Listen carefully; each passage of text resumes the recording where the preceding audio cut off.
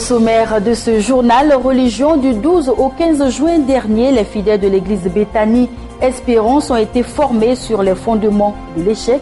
Un séminaire sur lequel est revenu le leader de l'église, le pasteur Aboulaye Eli Ouattara, durant le culte du dimanche. Dans cette édition, nous reviendrons sur la fête des pères au siège des églises évangéliques La Bénédiction, 6 au 220 logements d'Adjamé, où le pasteur Sam Monté, leader de l'église, a été célébré par l'ensemble des fidèles. Et enfin, au Mali, les chrétiens ayant fui le nord du Mali reprennent à vivre dans la capitale malienne Bamako. Nous suivrons ensemble le quotidien de cette minorité chrétienne vivant dans ce pays.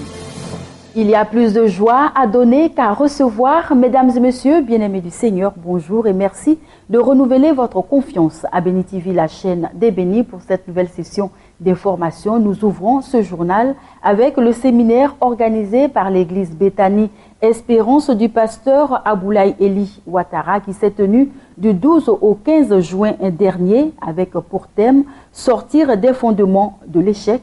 Le culte du dimanche du 16 juin, suivant la fin du séminaire, a été l'occasion pour le pasteur de revenir sur le thème du séminaire avec en toile de fond des actions prophétiques, un culte aux couleurs festives au cours duquel les fidèles de Béthanie Espérance ont honoré leur père spirituel. Regardez.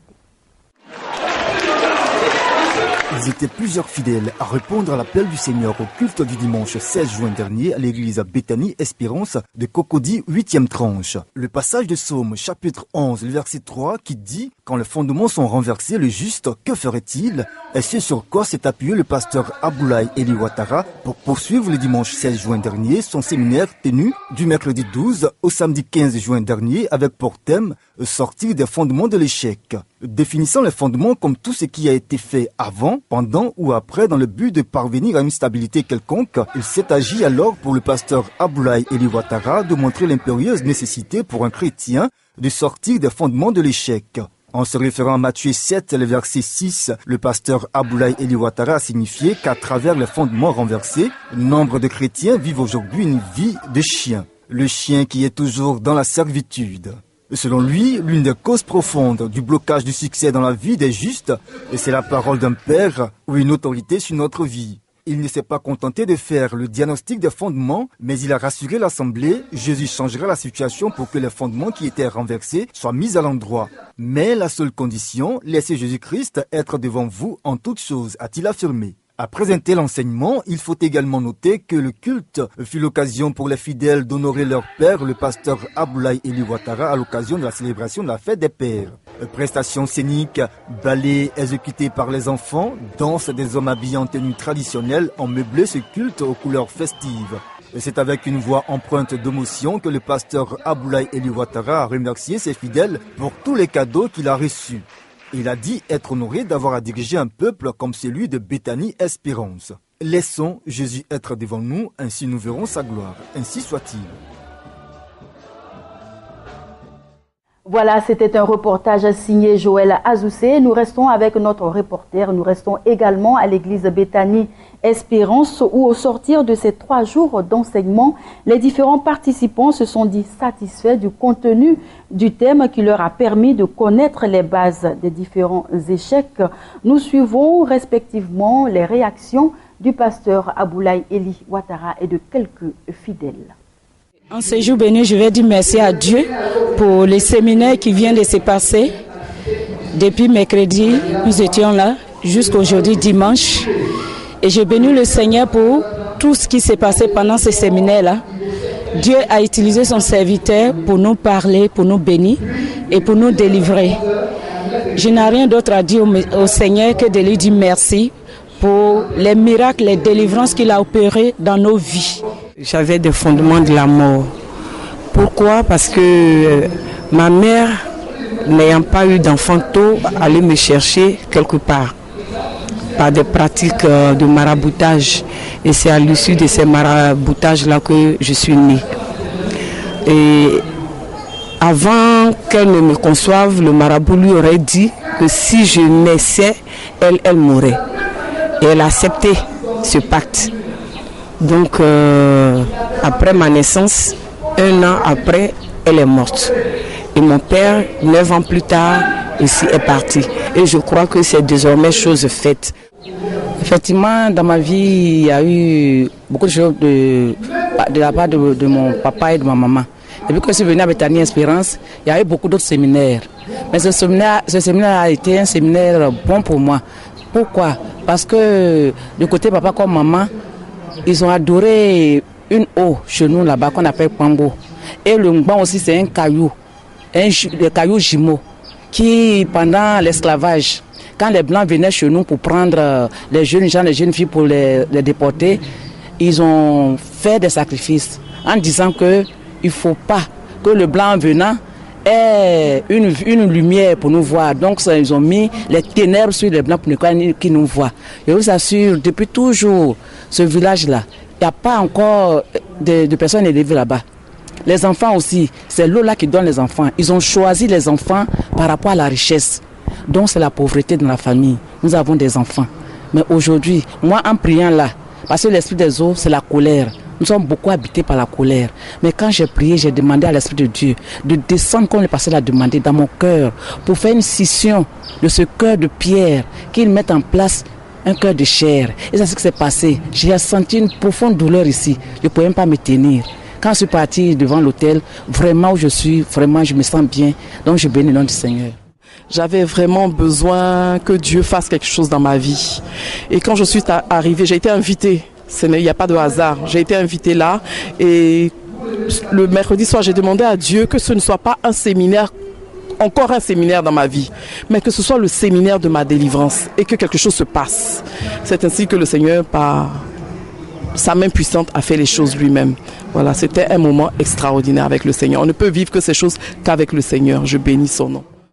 Toujours en religion, le dimanche dernier, les pères ont été célébrés dans plusieurs pays dans le monde. Une occasion pour les fidèles des églises évangéliques, la bénédiction, d'honorer leur père spirituel, le pasteur Sam Monté. Un moment spécial partagé par l'ensemble des chrétiens des églises évangéliques, la bénédiction, nous dit Christian Briot.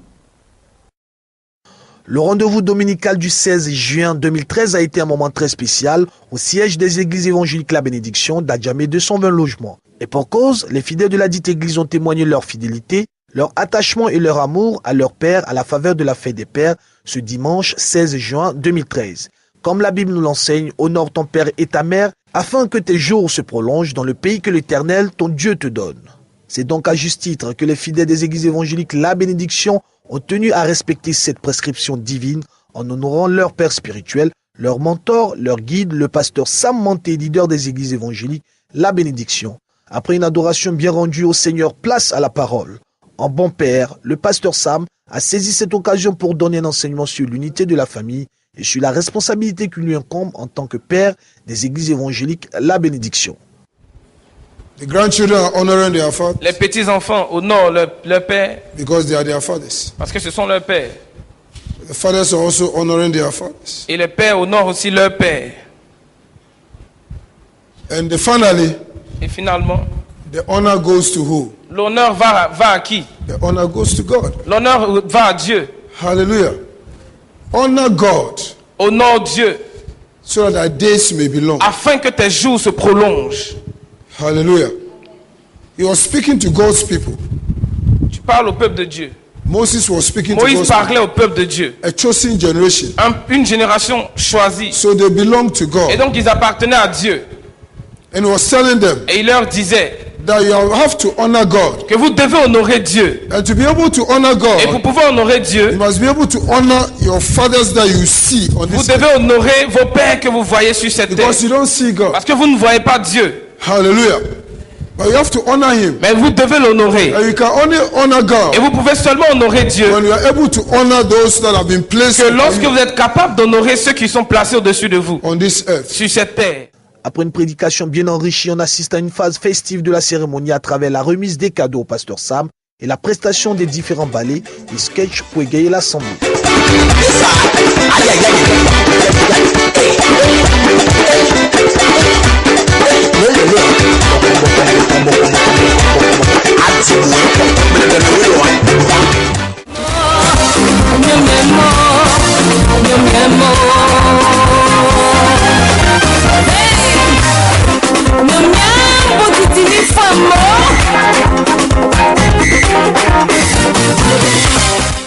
C'est dans une ambiance fraternelle et chaleureuse que ce culte spécial Fête des Pères ce dimanche 16 juin 2013 a pris fin.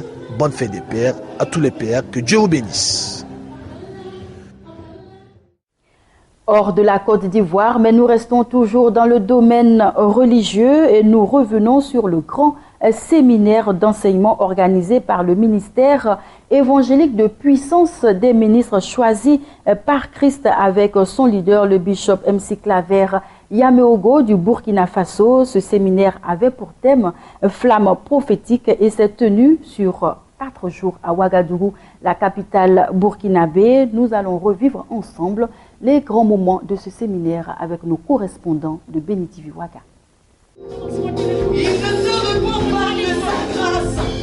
Chrétiens que nous sommes, il nous arrive à certains moments de la vie de perdre un peu de la foi qui brûle en nous. C'est avec la ferme intention de rallumer la flamme de la foi de tout un chacun qu'un grand séminaire dénommé Flamme prophétique a été initié par le bishop MC Claver Yaméogo, président fondateur du ministère évangélique de puissance des ministres choisis par Christ MEP MCC. Durant 4 jours, les prédicateurs se sont succédés et le peuple de Dieu fut transporté dans une nouvelle dimension de l'esprit. Débuté le 29 mai, le séminaire s'est poursuivi le 30, le 2 et le 3 juin. Le chrétien a besoin de connaître le fonctionnement du Tout-Puissant, le Créateur, afin de savoir quelle est son espérance en étant en Jésus. Telle était l'idée première du premier prédicateur de ce séminaire, le prophète Jérémie Niamé, venu de la Côte d'Ivoire. Il a dans son intervention expliqué au peuple de Dieu l'utilité des cérémonies ou alliances que Dieu fait avec ses créatures. Il s'est appuyé sur le livre de 1 Samuel, le chapitre 10, du verset 1 au verset 7, pour expliquer la puissance qui réside dans l'onction d'huile. Le Dieu que nous prions est un Dieu de cérémonie. La Bible déclare qu'il a créé toutes choses par sa parole.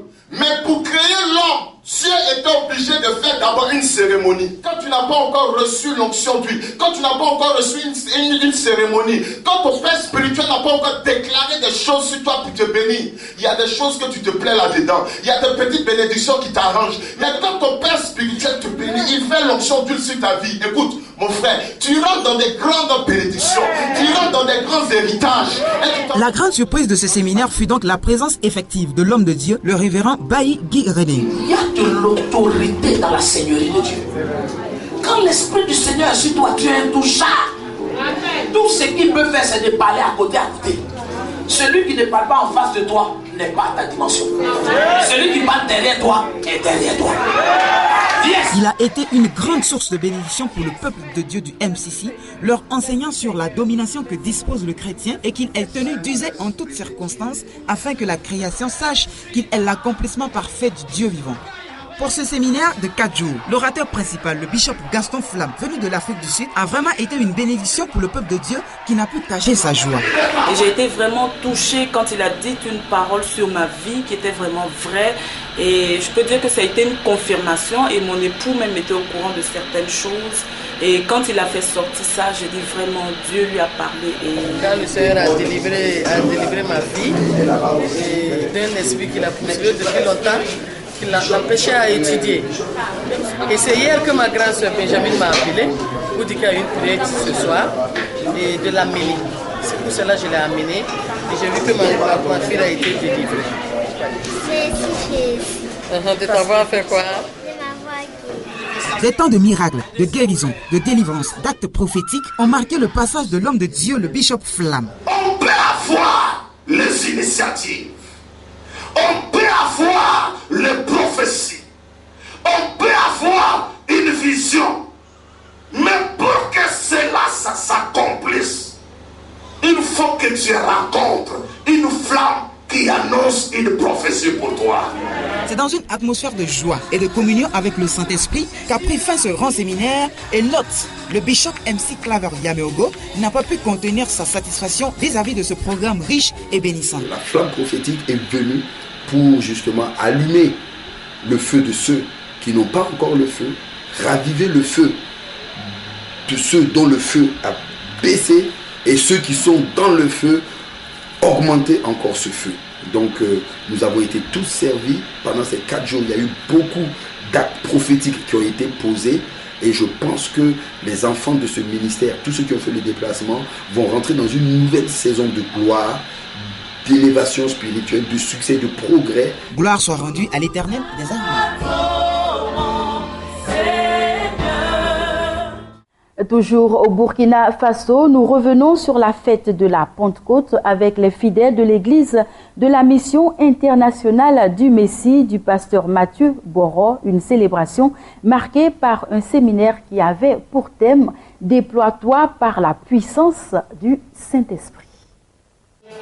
L'église de la mission internationale du Messie du pasteur Mathieu Boro a servi de cadre pour un grand séminaire sur la Pentecôte, l'élévation de notre Seigneur Jésus-Christ aux cieux du 26 mai au 1er juin dernier. Déploie-toi par la puissance du Saint-Esprit. Tel a été le thème de ce 6e séminaire de la Pentecôte qui avait pour but d'aider le chrétien à savoir qui il est en Jésus-Christ et que lui réserve le Saint-Esprit de Dieu durant toute son existence.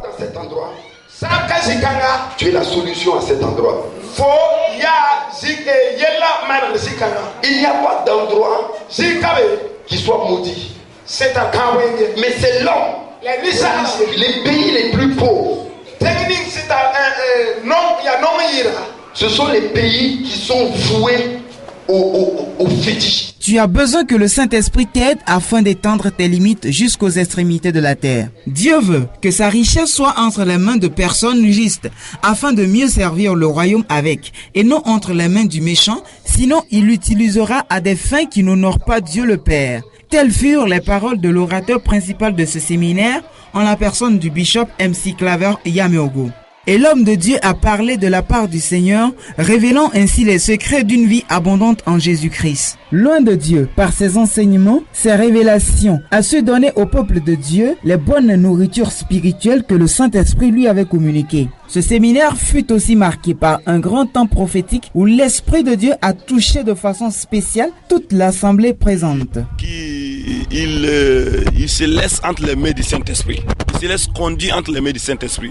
Donc c'est pour cela, vraiment j'ai trouvé que c'est bon qu'ils viennent vraiment partager la parole de Dieu avec nous. Et nous allons prier ensemble pour que le peuple de Dieu puisse bénéficier de cette grâce et de cette onction que Dieu a déposée en lui, qui est l'onction prophétique, et quelqu'un qui se laisse conduire par le Saint-Esprit. Vraiment c'est pour cela que vraiment Dieu m'a parlé d'aller vers lui et je suis parti.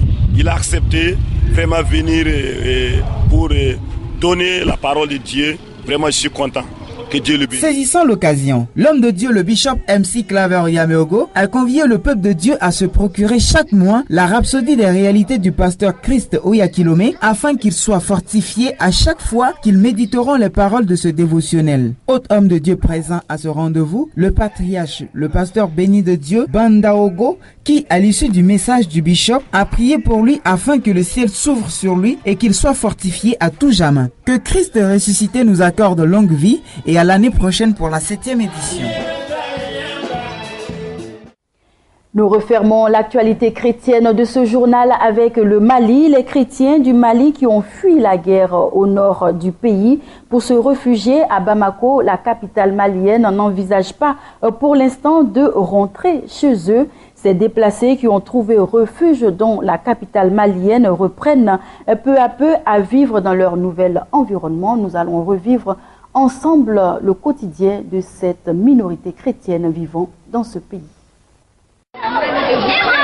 Dans cette école, le quotidien est léger. Aaron a retrouvé le sourire. Pourtant, il y a 9 mois, il a dû fuir précipitamment le nord avec sa mère pour échapper aux islamistes et depuis est réfugié à Bamako.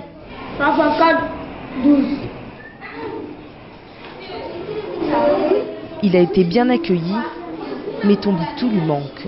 Qu'est-ce qui te manque, par exemple? Par exemple, mes amis et mes parents aussi qui sont restés là-bas. Ça me fait beaucoup mal. Et ça me touche encore. Sa maison, c'est désormais un camp de réfugiés pour chrétiens en bordure de Bamako. Quelques bâtiments durs, une cour, une petite pièce, des conditions précaires mais paisibles. Et c'est là l'essentiel. À cause de ce qui s'est passé à Tombouctou, je préfère rester ici pour le moment. Ouais. Donc pour moi ici, là, c'est le paradis maintenant. Le paradis, car ces chrétiens peuvent ici pratiquer leur foi sans être inquiétés. Cet homme était pasteur près de Gao. Il a vu les islamistes imposer la charia, piller les églises. Alors il a peur de revenir.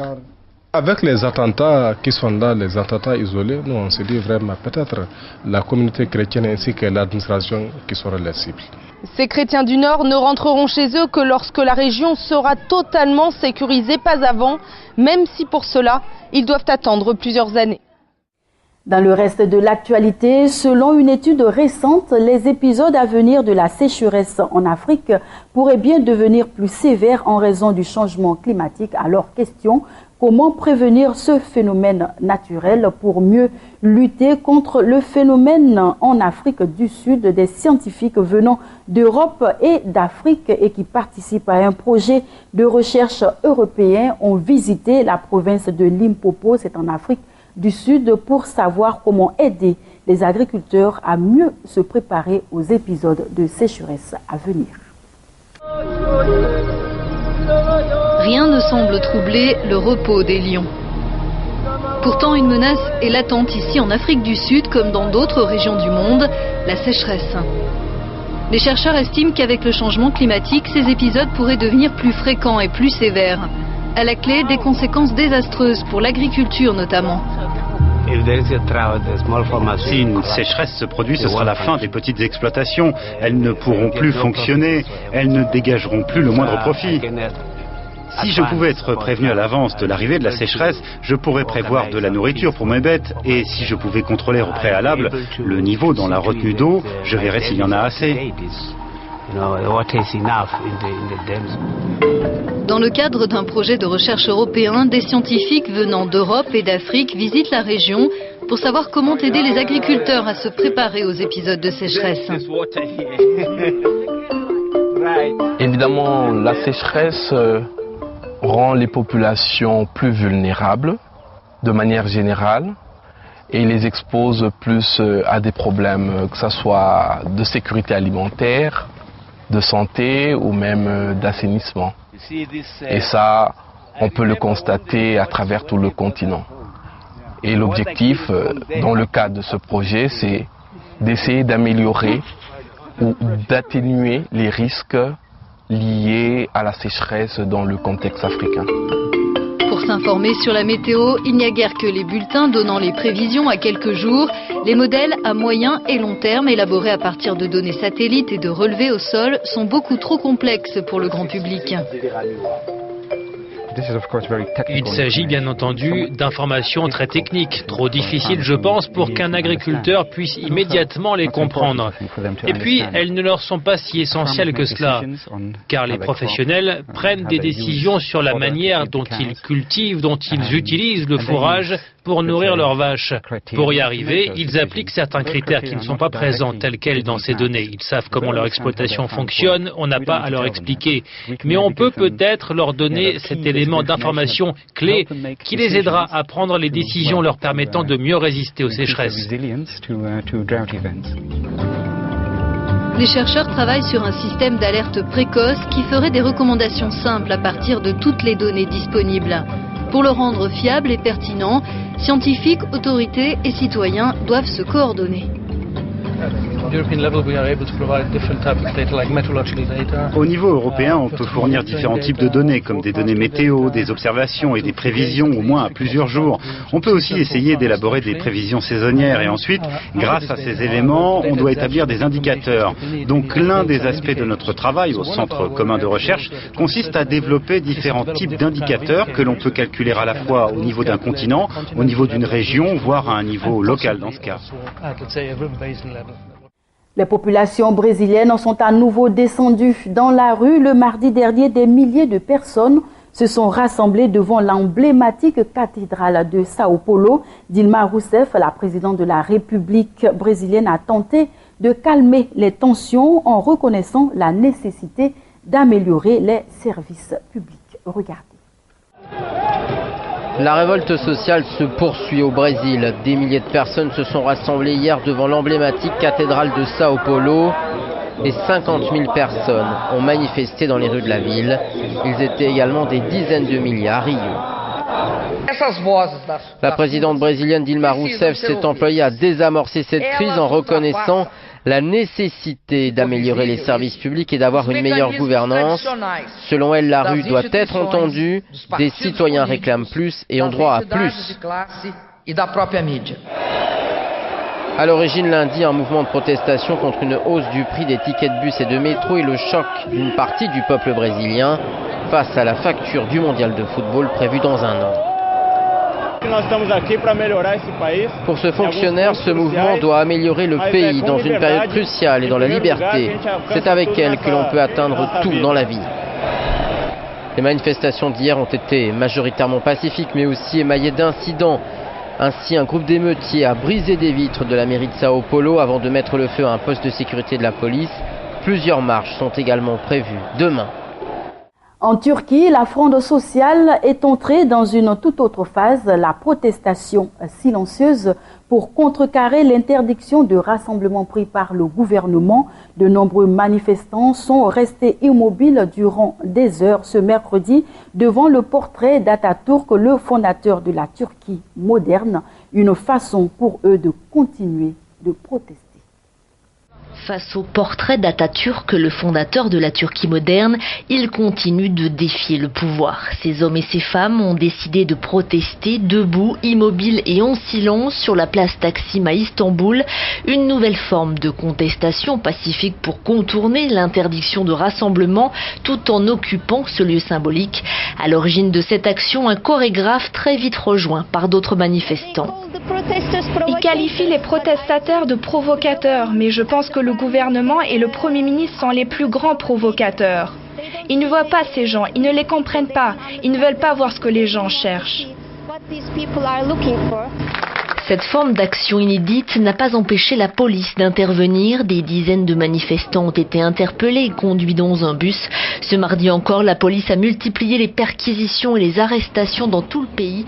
Dans des milieux d'extrême gauche en lien avec les manifestations anti-gouvernementales, près de 100 personnes auraient été arrêtées. Mesdames et messieurs, bien-aimés du Seigneur, c'est ici que prend fin cette édition d'information. Vous retrouvez ce journal sur www.beni.tv. Ce soir, vous aurez le journal télévisé avec Brice Guigré. J'ai été ravie d'être en votre compagnie. Bonne suite de programme sur Beni TV, la chaîne des bénis, et que Dieu vous garde.